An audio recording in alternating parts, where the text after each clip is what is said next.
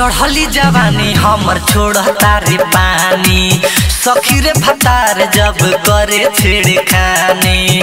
ए सखी सुन रे, हाँ हाँ चढ़ली जवानी हमर छोड़ता रे पानी, सखी रे भतार जब करे छेड़खानी। हाथ जब भिरावेला से जब गिरावेला, ढोढ़ी पर हमरा देखावे कलाकारी। मारेला दुनो आरी सखी रे पारा पारी, मारेला दुनो आरी सखी रे पारा पारी।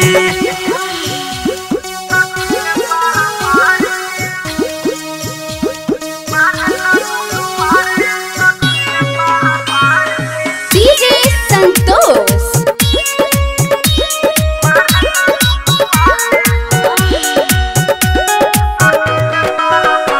चोली के गोली देले बाफोरी, मन करे सखी दिए के छोड़ी।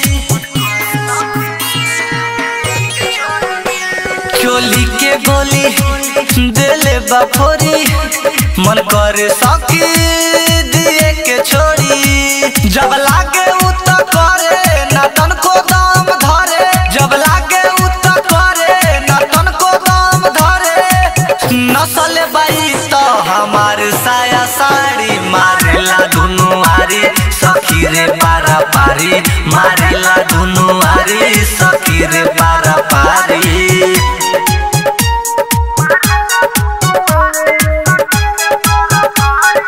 डीजे संतोष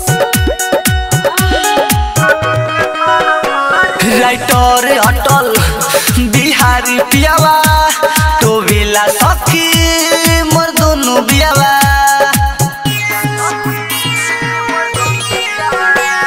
राइटर अटल बिहारी पियावा, तो बेला सखी मोर दोनों बियावा। सुन डीजे संतोष रहेला मद होश, सुन घूमे संतोष रहेला मद होश। बादशाह वनिल बाबी पतके ही भारी, मारेला दुनो आरी सखी रे पारा पारी, मारेला दुनो आरी सखी रे पारा पारी। चढ़ली जवानी हमर छोड़ता रे पानी, सखी रे भतार जब करे छेड़खानी।